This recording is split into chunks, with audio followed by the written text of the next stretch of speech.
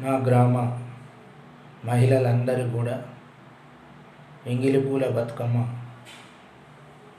శుభాకాంక్షలు తెలియజేస్తున్నాను.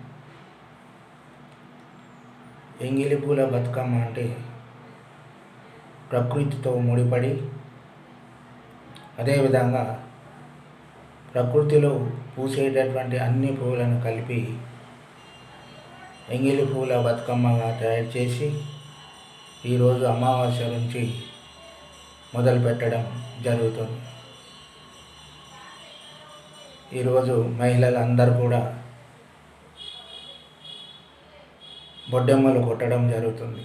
అంటే అమ్మవారిని పువ్వులతోని అందంగా అలంకరించి ప్రతి ఒక్కరు కూడా ఈరోజు అమావాస్య కాబట్టి బతుకమ్మను తయారు చేసి ఎంతో సంతోషంగా బతుకమ్మను ముందర బొడ్డెమ్మలు కొడుతూ సంతోషంగా పాటలు పాడడం జరుగుతుంది. అందుకోసం ప్రతి ఒక్కరు కూడా ఈరోజు ఎంగిలి పూల బతుకమ్మ శుభాకాంక్షలు తెలియజేస్తున్నాను.